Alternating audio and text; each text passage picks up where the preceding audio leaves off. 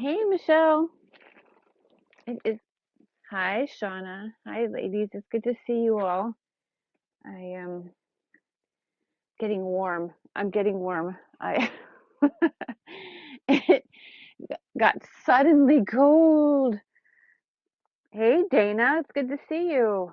So, when I welcome you guys, it's been a while since I've done anything on oils.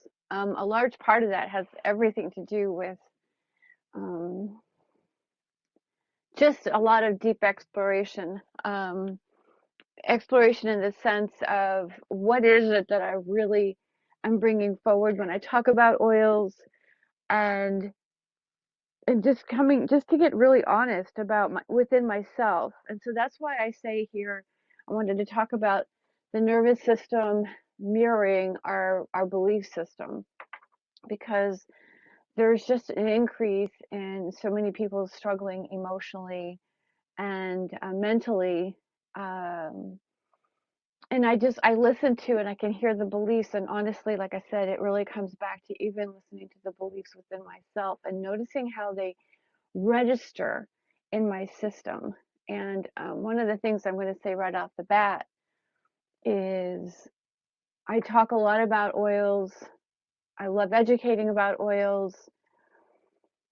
And I started thinking about, well, what is it that I do with them that helps to align my nervous system? Where do I get the most advantage out of them? And I can honestly tell you that if I choose to go through my day, or I start off and I just don't use oils, which I typically, that's a rarity, but if I go and don't use oils, I find that I have a very, very difficult time processing my emotions, because I'm not immune to emotions. I'm just as human as you are, and triggers are real. um, Triggers are anything that, how would I say this? A trigger is something that it makes you want to actually, like, you get hooked by it. That's a trigger. And I don't believe anybody, I could be mistaken, but I don't believe anybody is really immune to a trigger. And like I said, it's one of those things that gets you hooked. And I've learned to actually stop and make note of it so that I can, if anything, receive it, um, and process it. So when it comes to how do I do this on a daily basis, if I don't use oils, like I said, I have a very difficult time processing my emotional state as things come up. But when I use oils in a way, in a very intentional way, and by that I mean really like working with my system and knowing what, when I inhale something and I can just feel that overall, just like this wave. If, you know, when you get into, like, if you're cold, if you can experience when you're cold and you step into that warm shower, or you slink into the tub and you're all this, or you just find yourself wrapped in a blanket, that relief that you feel, when I can do that with oils, and then I can go about my activities, and I always start my day with a walk. I find myself able to, things come up, but I'm able to actually process through this. And so it's interesting because I have worked side by side with EMDR therapists, and they've used oils with their clients. Although oftentimes their clients are not allowed to take the medications, but they're allowed to use the oils because the oils don't um, fog your mind.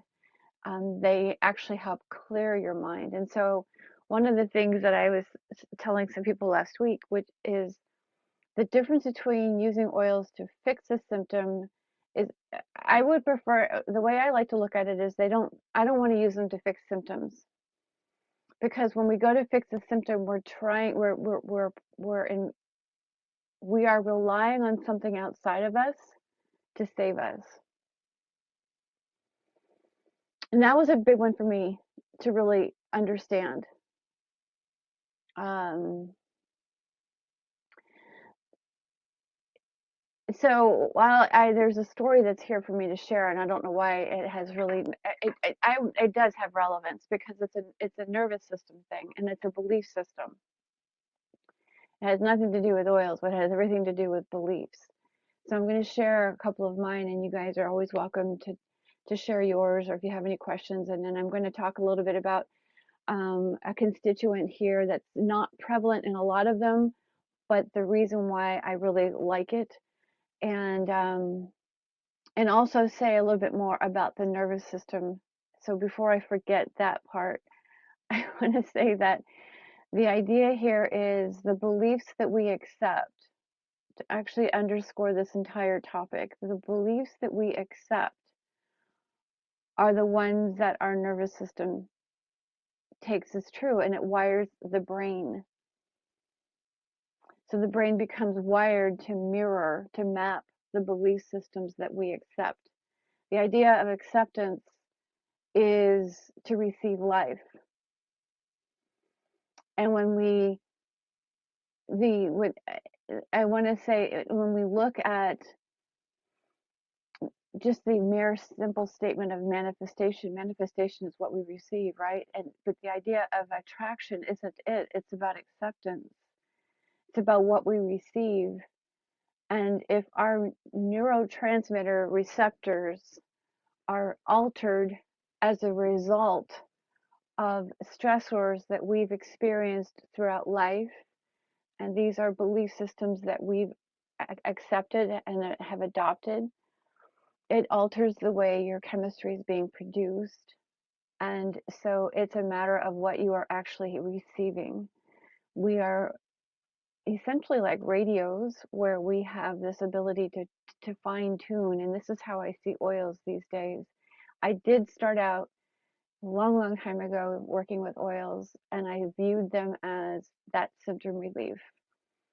But as I said, when I encountered my own health issues, and I've been working with and living with oils for so darn long and still developed autoimmune disorders, which is the significance behind the beta carophylline that I want to talk about.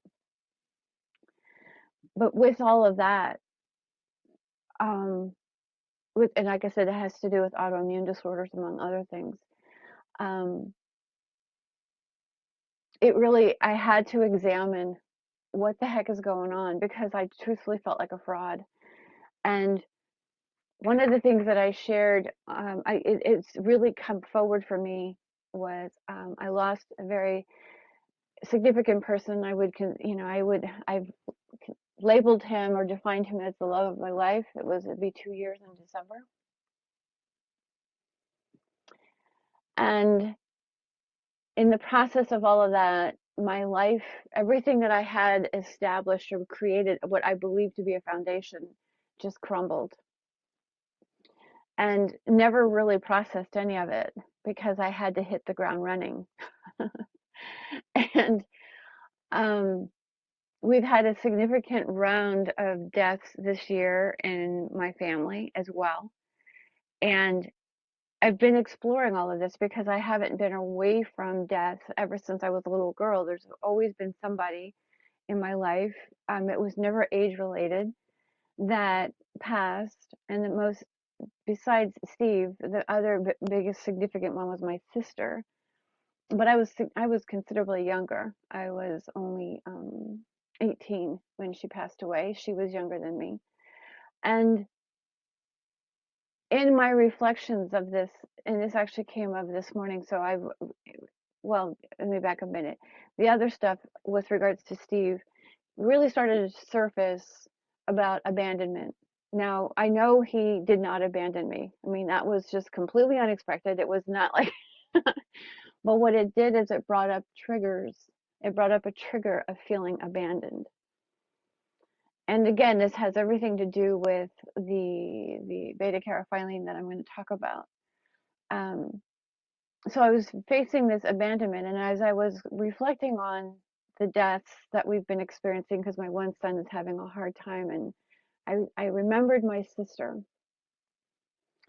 And I remember I was just flashing back, if you will, to when she was always kind of sick. ever since she was born. And one of the things that my parents did was, and I can see how the abandonment, so I don't ever feel like I was ever, it was not intentionally abandoned. So any abandonment things that I have, triggers that I have, are based on circumstances that the way my brain was processing information. This is how it feels like. And I think I can probably express that further when I get into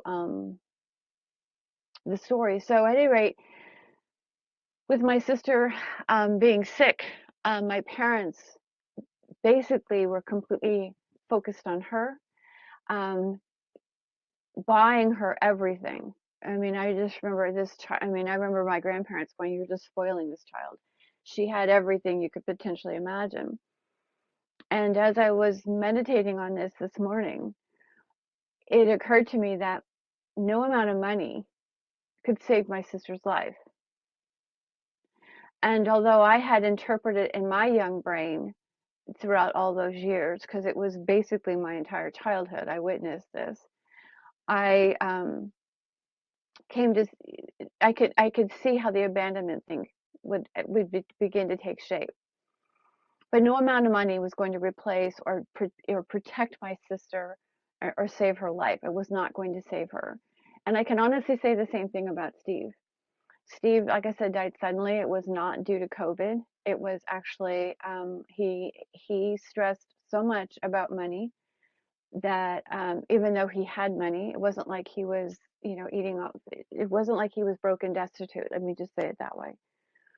But he stressed so much about money, and no amount of money was going to save him, because no matter how much money he had, it was never enough. And so there was this concept of being saved. And this is where I realized that I was looking at oils as, and that's the reason why I made the statement that symptom relief is looking outside of ourselves for something to save us. And what I recognize about oils when it comes to realigning our nervous system, to rewiring our nervous system, to helping us to regulate our nervous system, it's aligning with beliefs that keep us in alignment with our true north. And that the all that we need within us. I mean, life is precious. Life is out of our control. So this isn't no longer about, yes, we want to, if we have symptoms, of course we want to relieve them. But I felt like such a fraud over most of my career because I wasn't really allowing myself to experience the oils in such a way that I could articulate what they were doing for me, because I was buying into this belief that something outside of me was going to save me. And what I realized is that I had to come home to the belief system that aligned me with true health and wellness, that actually empowered health and wellness, as opposed to trying to fix and control something. So when I did develop my own health issues, it was really all about trying to fix and control. And again, like I said, I felt like a fraud. So it's been this process of getting in touch with and understanding why the nervous system is so important, and why, and distilling, not, I don't want to say even distilling, but beginning to discover the beliefs and just hearing them in everything that I see and everything that I do, and hear and watch the way they pop up. And I do use oils to do that, because it helps me to take the charge out of the emotional interpretation that comes up around these ideas, so that I can actually look at them in such a way that goes, whoa, that's really fascinating. And I can begin to and then I get to determine if this is something that I really want to align myself with, or if I want to get rid of it. And what can and do I need to replace it? And if I do want to replace it, what would I replace it with? So this is the advantage of oils. And again, like I said, using them in a way that relieves symptoms, that's the beauty of them. And I say that because when we have oils, with the exception of a few, they all share similar constituents. So for instance, like beta caryophyllene, the one I'm talking about, it's not as predominant as other ones like alpha pinene or limonene, but the beta caryophyllene is actually it's classified as a sesquiterpene. It is actually a cannabinoid. It is more prevalent. When it comes to a cannabis plant, there is actually more beta caryophyllene in a cannabis plant than there is CBD, and it does influence the very same genetic receptor. And the beautiful thing about it is it is in other plants. In fact, I can share, if you want me to, I can send you a document that actually has the link to where I produced it in Canva. You can just open it up over there. But it just shows you a list of oils that actually contain beta caryophyllene. So that's what makes oils so magnificent, because each one has a unique property, but they share these chemicals. So if there's a symptom involved, in this case, like I was saying with autoimmune disorders, you can select them that actually benefit, actually help with the symptom, but they also empower the system to realign itself to actually create that sense of stability. It makes me think of in dentistry. I was so there was a time in my career where I worked in dentistry. I was an oral surgeon's nurse, surgical nurse, and I did that because I was still doing oils on the side as a side hustle. I was a single mom, and so it was kind of like I had to do these different things. And whenever we did in dentistry, we wouldn't put, implants in, or we wouldn't put crown and bridge in with a really terrible foundation, meaning the roots, the bone had to be solid. You couldn't have like, plaque, not plaque, pardon me, but a buildup of calculus is the word I'm looking for, and a lot of bone loss, because it's an unstable foundation. And that's the same thing I think of when I think of an oil, is when you start incorporating them in such a way that empowers your system, that empowers your nature as it is in this moment, then it creates that stability, so that at the same time while helping to relieve the symptoms. And this is how we begin to, and then when it's empowering your system, it's actually helping you begin to discern which beliefs are really kind of hijacking your nervous system. Because as I said, the nervous system has genetic receptors, and when we think about what we are receiving on an energetic level, whether it's what we think, it's what we hear, what we consume, what we put on, everything that we are receiving, these genetic receptors, they're taking information in. And the thing about essential oils is that they will actually, various constituents will actually bind to these genetic receptors, meaning that they will actually help influence the way they process information.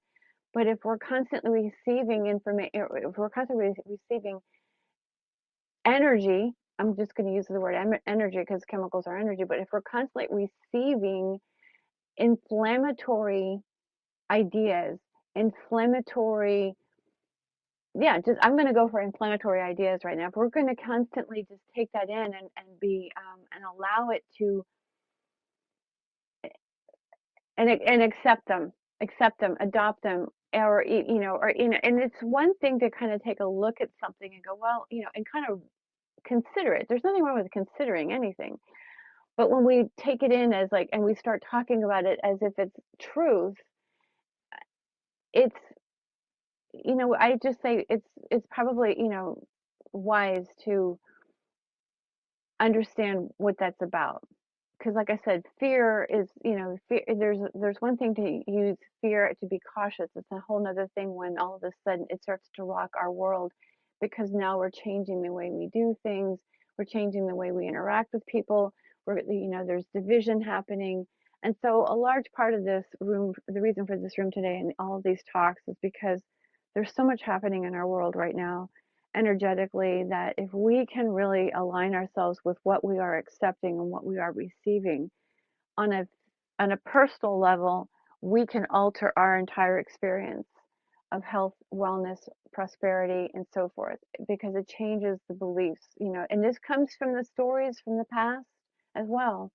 The things that people used to say, like, like I said, my parents, I came from a family that believed money would save everything. And of course I was with a guy that thought the same thing. I brought that into my life because that was a belief that I had accepted. And so my nervous system was putting up energy, and I was in a space that that's what I was experiencing, other people, that money saved people, money would save you. And that's a really interesting belief to be sitting with. I had never even thought, I mean, no one ever said it to me, but when I realized the grand scheme of things, I can see how that would completely rock my foundation.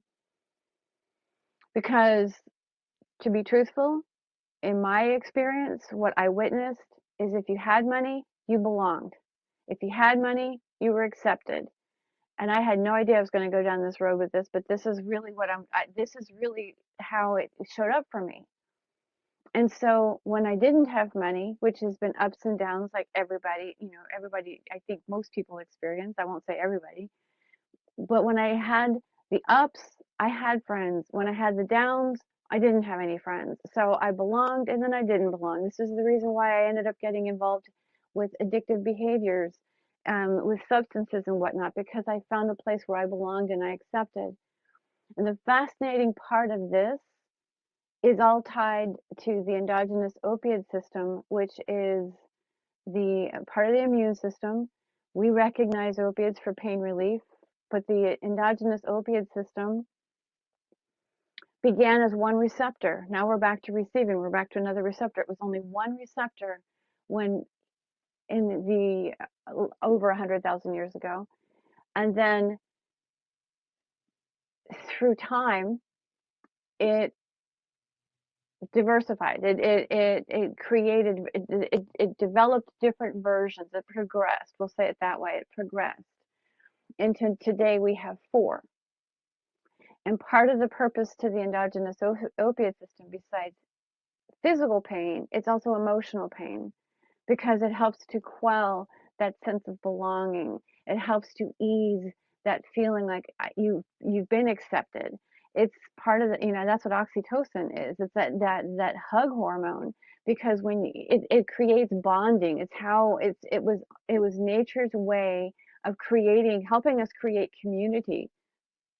So that's the endogenous opiate system, and neuroscience has been able to show that that's one of the first systems to get knocked out, to be altered as a result of stressors. And now we see a world of people who struggle with addictive behaviors, who struggle to belong or feeling like they belong. There's a lot of emotional pain around all of this. So, and so in my case, I mean, it makes absolute sense. And when it comes to this sense of belonging and this endogenous opiates, I mean, it's the reason why we have the opioid crisis. It's because it's predominantly the root of all most emotional pain. And I'm not saying everybody gets hooked on opiates, but beta carophylline has been found to actually um, it works directly because it works directly with the endocannabinoid system, but they've also found that it actually helps to modulate the endogenous opiate system too, physiologically, and they've been able to show that through the modulation of the endogenous opiate system, the nerves are able to remyelinate themselves, which is huge when it comes to autoimmune disorders. And I go out on a limb and say it's because what it does is it slows down the production of histamine and increases the production of anti-inflammatory nitric oxide, which is necessary for nerve health, brain health. So that's now we're talking about mental health, also cardiovascular health, which includes the arteries and veins, and as well as digestive health. I mean, nitric oxide has its role in everything, including testosterone levels and in testosterone. So there's a lot of value to using oils with the beta carophylline. It's just they don't. It doesn't, like I said, it doesn't work too well with certain medications. So you want to make sure that you use some caution with them. I will say this much, that the just to give you an idea, a few oils off the top of my head would be black pepper, myrrh, helichrysum. I think Niuli has some, and then Copaiba has the highest percentage in its chemical profile of beta carophylline. So that's just a few. There's quite a list of them. So if that, like I said, if you're interested in that, getting that list, just let me know. I'd be happy to provide that for you. Um, so anyway, as I was saying, with regards to my own story, it's interesting to see, like I said, with money and belonging and being accepted and struggling with all of that, it would make sense that even in my own, and I don't normally talk about oils, then boosting your wealth, but if you think about it in a sense that I belong, my message is necessary. No, I'm not talking about me. I'm just saying this in general. But if we can step back and understand that we belong and we do what we need to do, we use oils in this case to actually benefit these receptors, and it takes being, this is not, I have to, before I go any further, it takes using them every day. This is not like, oh, I have that's the other thing, is it used to be I have a pain, or I have something going on, or I feel anxious, so therefore I'm going to use an oil today. um, that's not going to get you to the point of being in alignment with true health and wellness. It's going to be just a continual attempt to help your body survive. It's a survival. I mean, to me, symptom relief is a belief system. We feel like we have to fix and control the body, that the body's incapable, and that's okay for some. I mean, some people want it. That's fine. This isn't saying that one's way is better than the other. I choose to empower my system because the older I get, the more that the quality of life matters to me. It's not about how long. I mean, am I going to, are these going to let me live forever? I mean, that's a whole nother room. I have a very big theory about human longevity and the length of life. That's another one that just came to me recently in a meditation. I will just go on a limb and just say that it's a we don't it's a human story that life is short. It's a human story, because and every time you come up with a story, you can always find evidence, and there's plenty of evidence to show that plants die, animals die, humans die. There's plenty of evidence to show all that. And yet most inflammation, I should say, that we experience is a result of human infliction. It's what humans have inflicted upon themselves. And a lot of it has to do with the beliefs. I mean, when you start telling people your body's defective and weak and it's incapable of getting better, you scare the bejesus out of people, and they're going to run. And I mean run to go find the quickest remedy. So when it comes to things like feeling anxious or feeling stressed, the typical way of doing that is to go grab the I I chuckle, and those of you that know me know why I'm chuckling, because what I'm about to say. the the go-to in our current population is lavender, and I grumble at that because, first of all, we don't even know if it's real lavender. There's a particular company right now. I will say this: they are very high-end skincare, and I've I've heard several celebrities. They've got several celebrity spokespeople.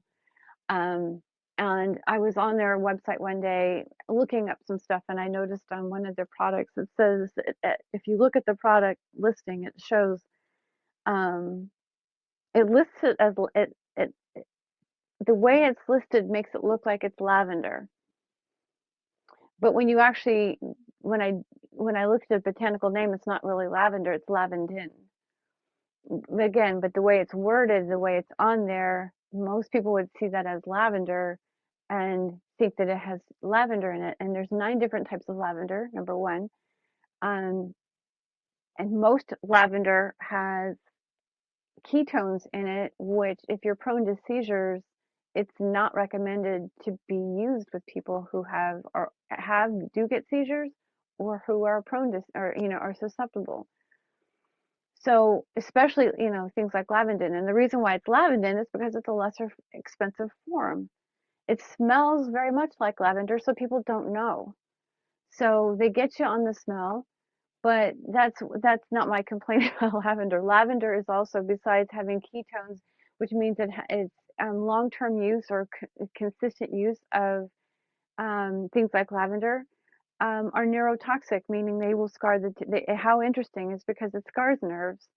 And I mean, you could play alchemy with that one and try to mix lavender with something with beta caryophyllene and to count. I mean, that's just the alchemist in me, like, well, okay, we're gonna have this effect, so we'll just balance it out with that one. Um, and yet it's also estrogenic, which means it acts like estrogen in the body. And when the body is being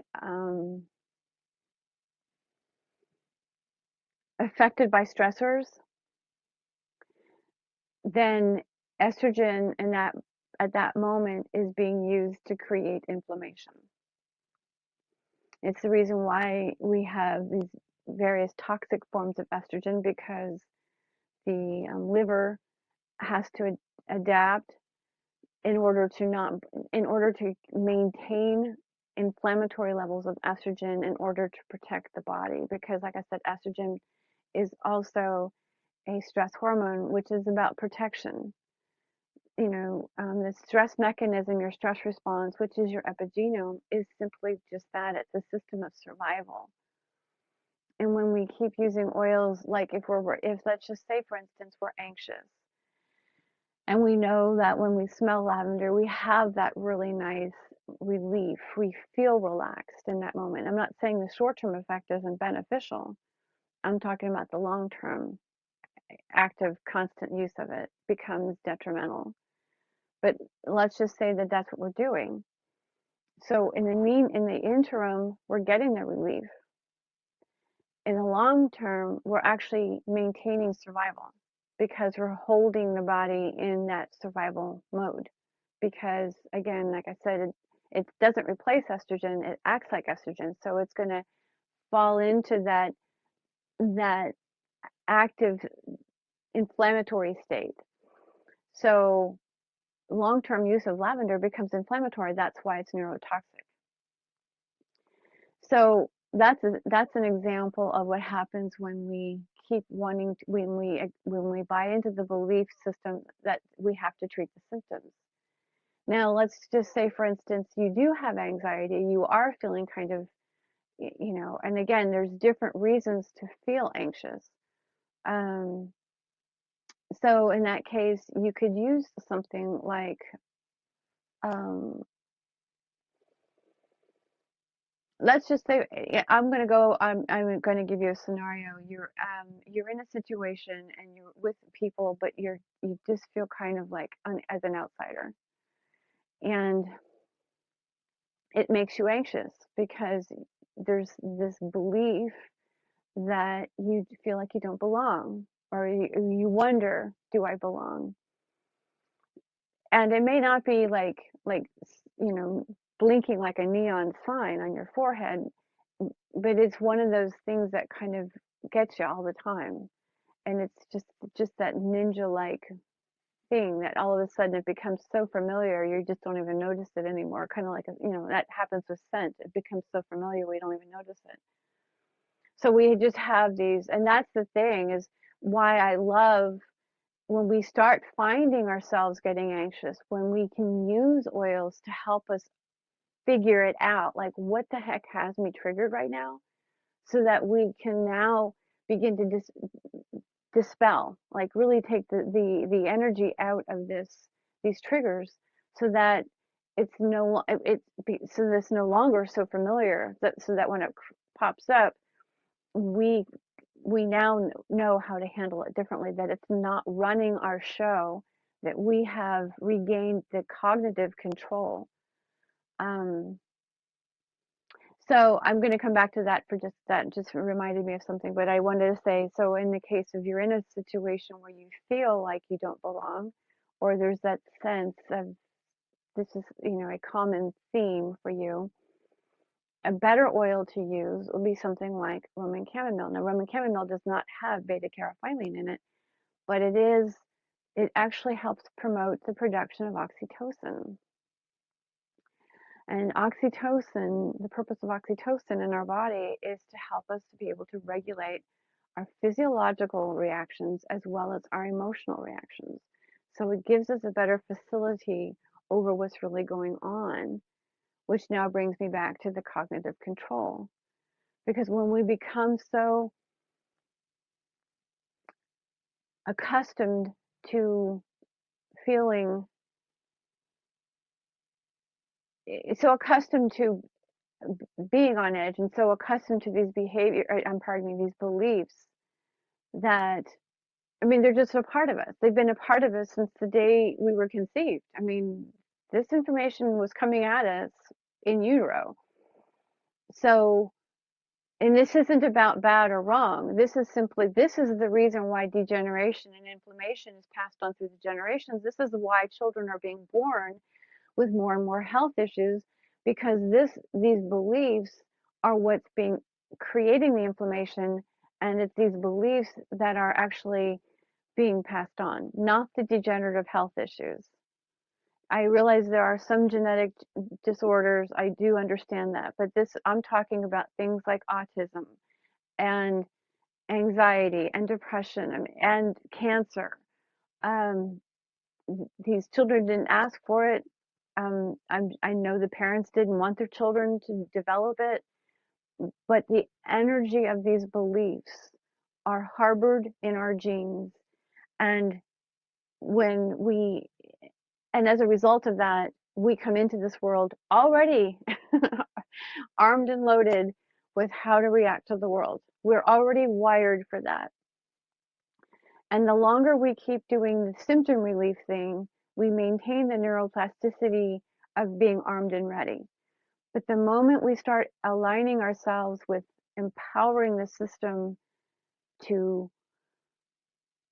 stabilize so that we can decipher these emotional neurological reactions, this nervous system reaction that we're experiencing, we can begin to take the charge out and we can begin to do different things. Because what happens then to that point, it's called habitual control. It's something that takes place in the brain. It's the very same structure of the brain that is considered that's linked to addiction. It's the true definition of addiction is a distinct change to the the mesolimbic dopaminergic pathway. Changes to that structure are how we define addiction. So today, instead of saying people have addictions, they refer to them as having substance abuse disorders or addictive like behaviors. They have to, just because of the classification and the professional classification. But that is why addiction is called, that's the true definition. But it's that very same structure that causes us to go from cognitive control, which is your ability to pause and think about what you want to do and choose to either continue to do whatever you're doing or choose something else. That's cognitive control. Habitual control is the automatic reactions. It's just what we do. It just automatically, we just do it. And it's the reason why people who are wrapped up in an addiction, why all of a sudden they feel like they lose control. It's the reason why people who feel like they're addicted to sugar all of a sudden can't stop eating sugar, or why you can't eat just one potato chip. It's that automaticity that becomes activated. And it's the very same area of the brain. what we call, what I don't have, I've lost my willpower kind of moment. So when we use things like, in this case, Roman chamomile, to help you slow down that process, to actually begin to alter, like really gain facility over your emotional state and gain facility over your physical activity, your behaviors.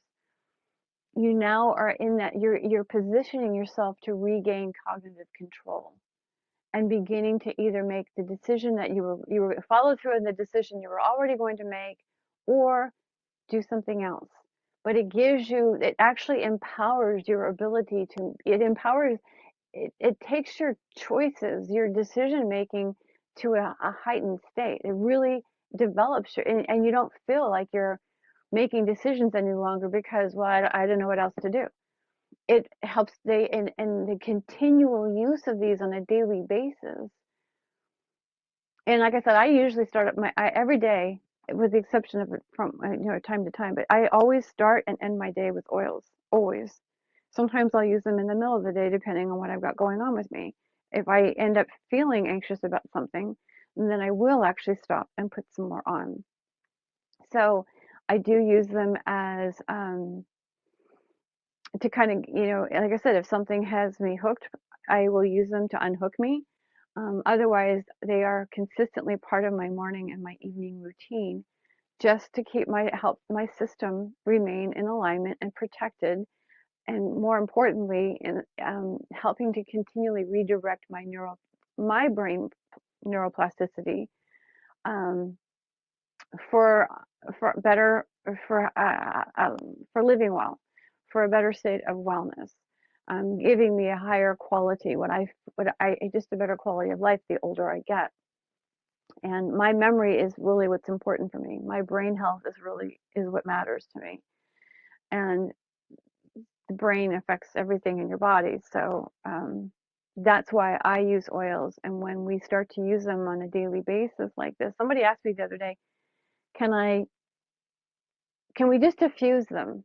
Because I was talking about autism. I've created a couple of courses now. I've got one for autism, and these are all live classes that I do with parents and children and therapists, if the therapist would like to be a part of it.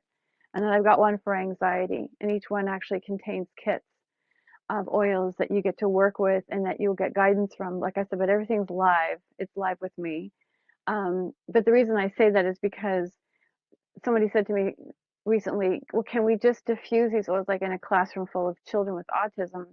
Can we just diffuse them for them in there? I'm like, no, don't do that, please. Please don't do that for for one thing, it's not as strong in a room when you're diffusing it into an entire room. And number two, not everybody is going to benefit from the same oil. Um, there's something to be said for actually applying it, or getting it up underneath an individual's nose. So and I had somebody else one time ask me, I think it was even on here on this on Clubhouse, about trying to, they were going to have guests over, and they were going to, like, well, can I just diffuse oils to kind of control the mood of my guests? And I'm like, well, I'm giggling because I mean, I think it was really funny, but I'm like, well, I don't know, that kind of be, I hesitate, because there's a couple of companies these days that's what they do, is they try to it's called priming, in the professional world, the marketing world, and they will just infuse um, different areas with scent in order to stimulate particular emotions or feelings. So I don't know. There's just something about, to me, that feels invasive. That feels very, very invasive, because I mean, I like to have a say, and I think the more neurodivergence we experience on this planet, which it's heightened. I To me, we have highly sensitive people. We have sensory processing disorders. These are all, so when I look at the title of this room and I say, and it mirrors the belief system, that's a tough one for me to say, because we do have people that that do have, that may not have, how do I say this? It's not, they aren't even aware that the belief system is a part of them, and they're just they're highly sensitive, and to have a world where we just use scent to influence people in the brains of people, it makes me concerned about those who do have these types of different processing systems, which is just simply your brain. Um, I think what I part of my pause just now was the fact that my oldest son is he was diagnosed as mentally retarded, but that's when they were still using that phrase, and he's learning disabled, and that's what they said. Um, Long story short, today he actually teaches special education. Took us a long time because we had to go through services and so forth. Um, and I'm sharing this story because when I think about the neurodivergence and beliefs that are passed on, but the person is unaware, I think that's another important piece to look at here when we look at how belief systems and the nervous system is mirroring. And I think that's another great way, if we can begin to realize that how a person is reacting, emotionally reacting to something, it's a pretty good indication of what beliefs are going on for them. And those, so if these are people that we know and love, and we are in a position to be able to kind of, I don't want to say advise, but possibly help them extract or reflect back to them what we're seeing, and have them kind of become more present to it. And this is where oils would be just amazing. So my son, like I said, he teaches special education today, and one of the things with him is that I've witnessed that he is really super stressed, really, I mean, really, really exhausted. I mean, he does have long days. It's a huge caseload that he's got. So there's qualifying factors. But there's a story about me that he was unaware of, and he and I actually just sat down and talked about it recently. And I did tell him that I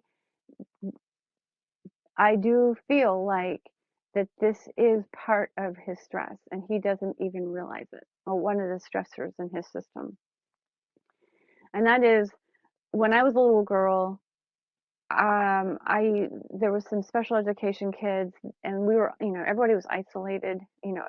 I should say they were separate from they weren't mainstream kids. And one of the girls in that class had a very intriguing voice.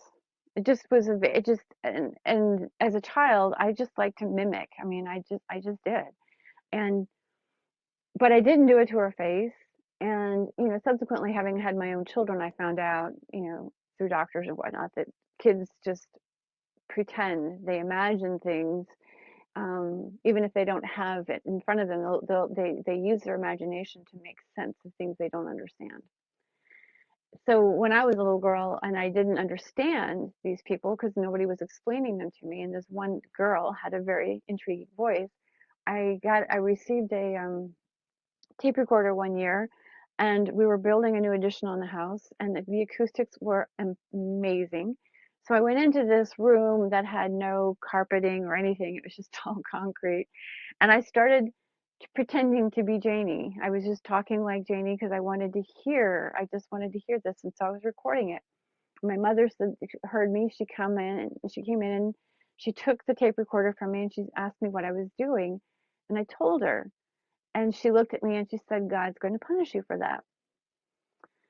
Fast forward to the day my son is diagnosed as mentally retarded, and all of that memory came flashing back. I never even thought of it until that day. Completely put it out of my mind. And something that we recognize in neuroscience is that up until the age of 7, the prefrontal cortex isn't really even functioning. We're not thinking and reasoning, we're purely sensing our world and interpreting what we see, what we experience. And it comes down to the eyes, it comes down to the way the pupils adjust. It comes down to facial expressions. I mean, all of that. And so, although I never said a word to my son, I can only imagine what his brain interpreted when he started witnessing the expressions on my face, because all of a sudden I thought God had punished me for something that I had done so many years before. And it took me a while to clear that out of my system and realize that I had been blessed with one of the greatest gifts, and turned it into an opportunity for him to actually benefit from it. But neurologically, you can see how, although people give him accolades, and and they just think he's amazing and he's doing such fabulous work with teachers and students, more importantly, that he still feels like he's not doing enough, or he's not capable. I mean, there's still this question if he's even capable of doing it. And I know it's not just all me. I realize that he grew up in a time where that's what people were always saying. So that's an example of how people can have beliefs instilled, although they're not actively doing, speaking them, they're not acting on them, but that's an example of how your nervous system is going to mirror a belief system that you aren't even aware. And that's the thing, is a lot of the beliefs aren't necessarily things that we typically talk about. I mean, there are be ones that would surface, but there's going to be other ones. And again, to me, that's the biggest advantage to using oils, is because we may not know the origin of why we're feeling anxious. It could be something outside of us. It could be something that you smelled that triggered you, or it could be something that somebody believed a long, long time ago. This is epigenetic memory.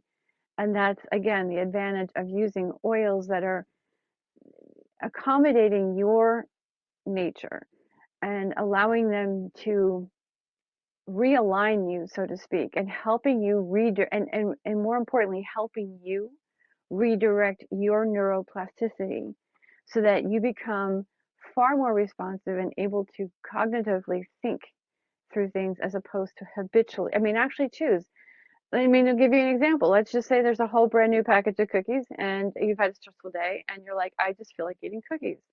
And you just feel like doing that. And so, but you stop and you can give yourself permission, and or you can cut yourself off in the middle of it. I mean, it gives you that level of control.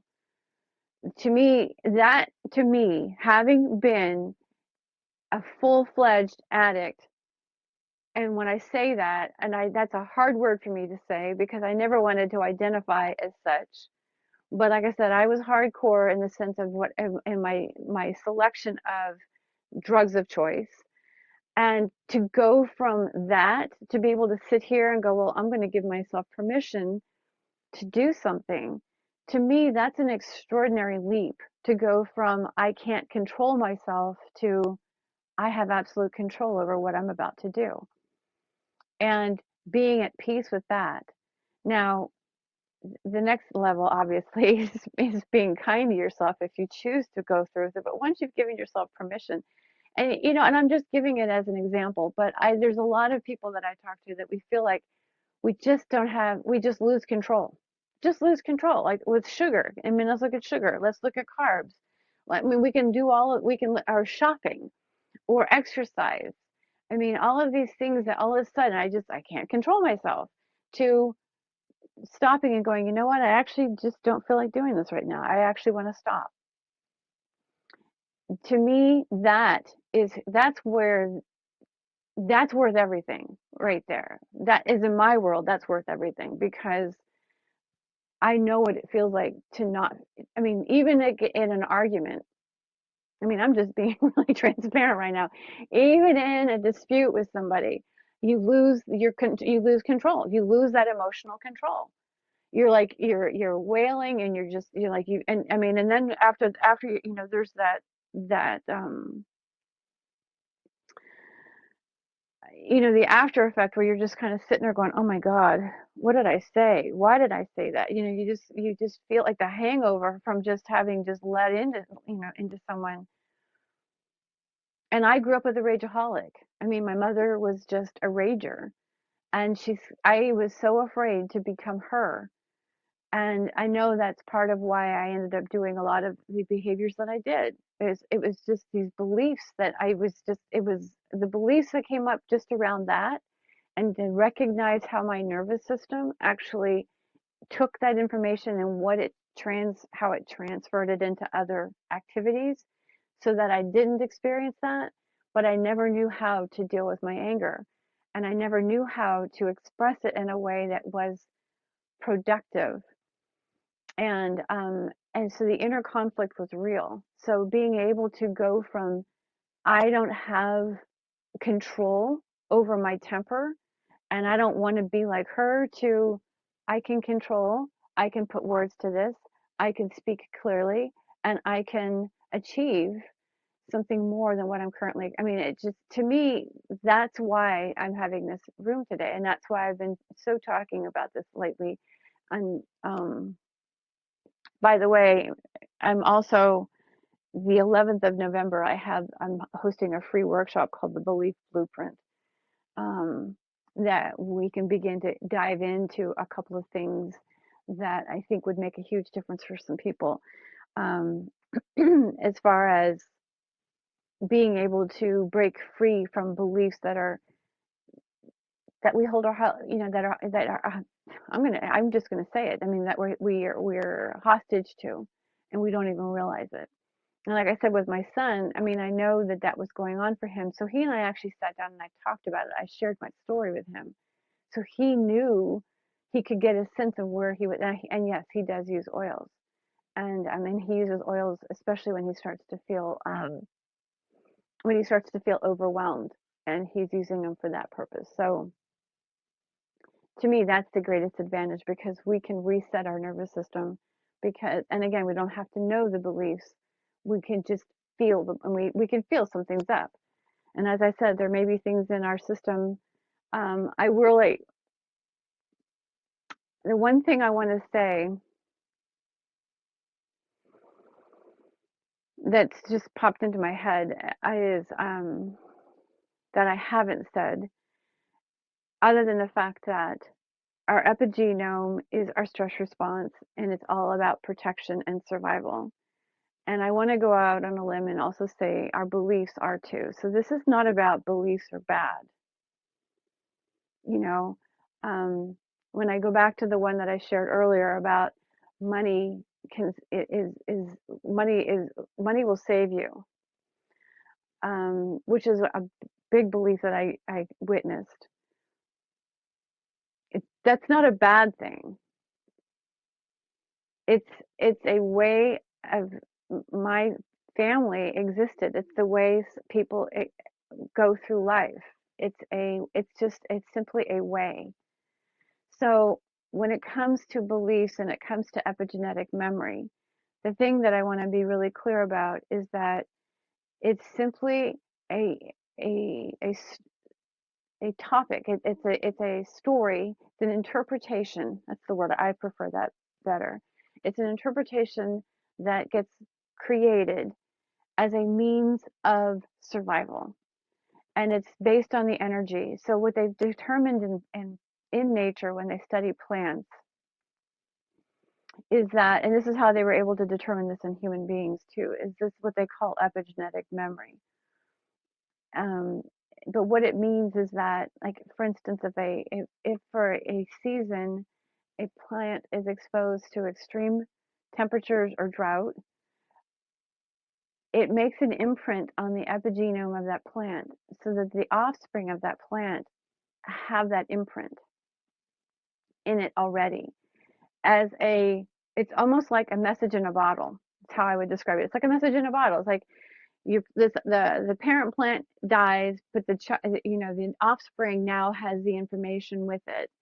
Our time capsule, it has the information with it, and in the event that it's another bad growing season, it now has the ability to adapt more efficiently to what happened to the other plant. And this happens in animals, and that includes humans.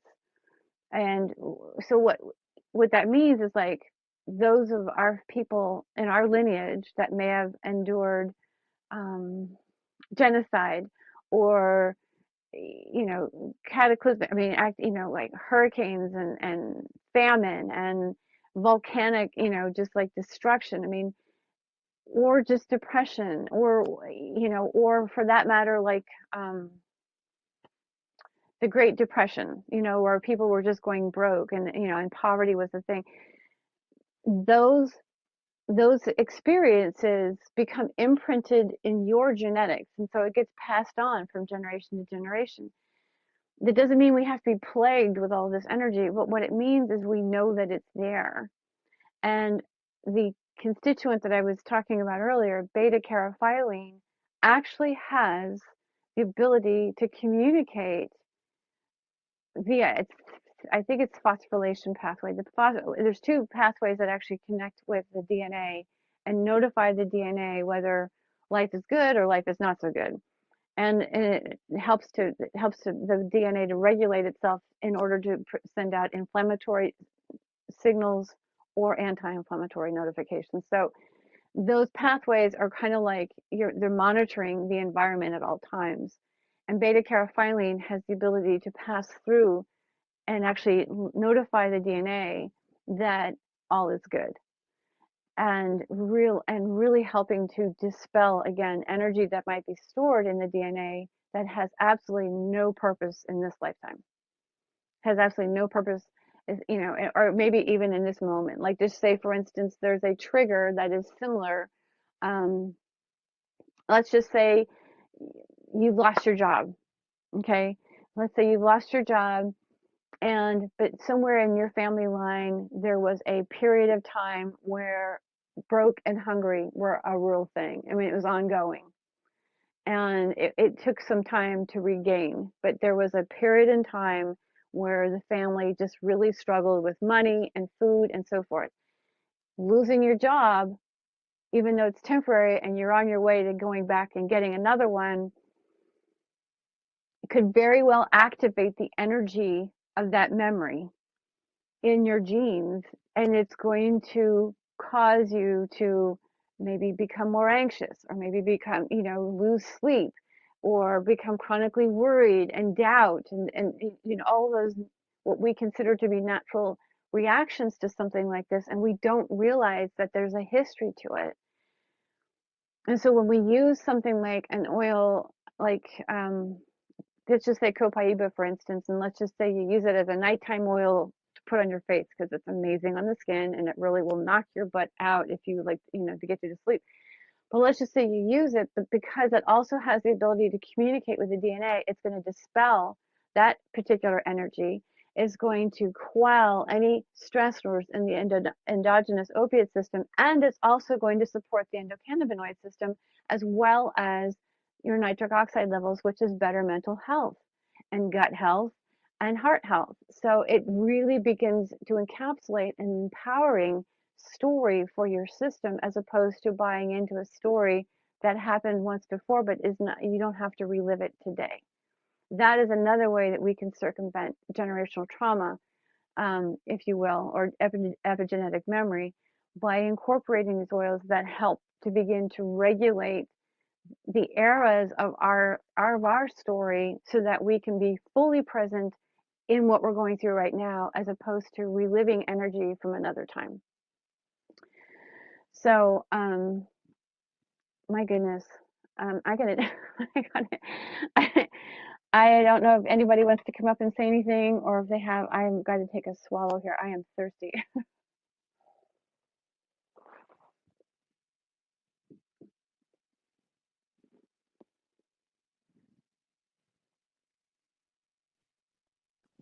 Hello.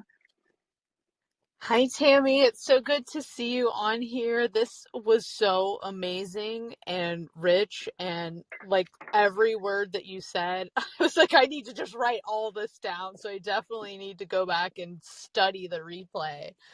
But Mm-hmm. I appreciate you sharing your personal story, and this stuff is all along the lines of things that I've been really thinking about lately, and I appreciate the discussion about the constituents and the science behind it. So this has been, and it opens up doors for like more and more conversation too. So I really am enjoying this. Oh, absolutely. I'm so glad. Thank you for saying that. And if you do have ideas that you would, like you said, because it does open the door for many, many conversations. And you know me, I love, this is what makes me, to me, this is where it all meets. Like, this is when we include oils at this level, it's where we integrate our divinity with our humanity. It's like we really align ourselves with the energy of all that we are, and we can really anchor into that. And it just lights me up to be able to have these conversations. So I appreciate you saying that. And if you have any ideas that you want to explore further, just let me know. That's for anybody, because I do these. Yeah, this is this, this, and I just looked at time. I'm like, oh my gosh, I've been no wonder I was thirsty. I want to drive to where you live and just like help you with whatever you need help with and learn everything that you have because you have so much knowledge and experience and I love all of it. And yeah, so I think we could definitely come up with some good expansive ideas to get things Totally, to the world. I agree. I agree. So yeah, let's make that happen then. Let's definitely make that happen. Okay. So I'm gonna see if oh,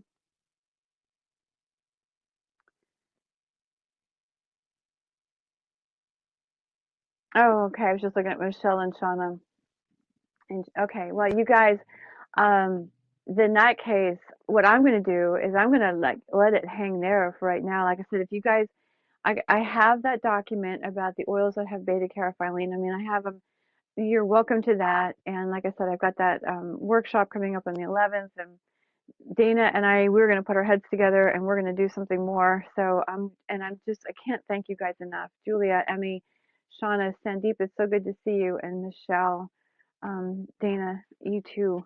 Thank you so much, you guys. This has just been, it just has been very, very meaningful. Very, very meaningful.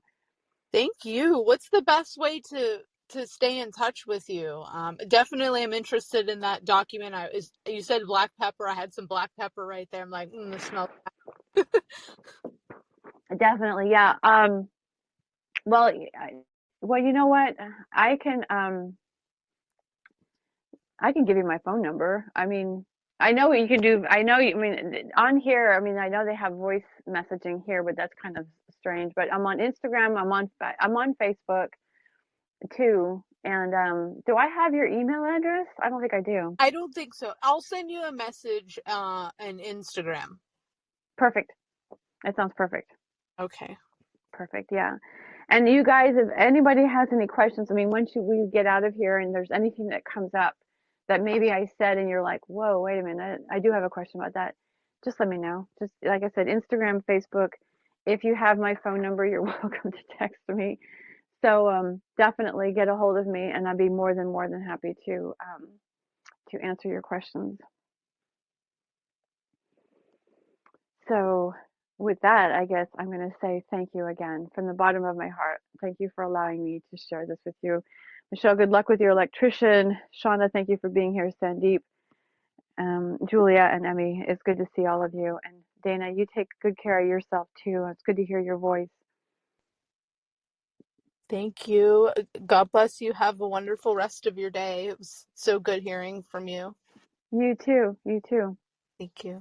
Bye.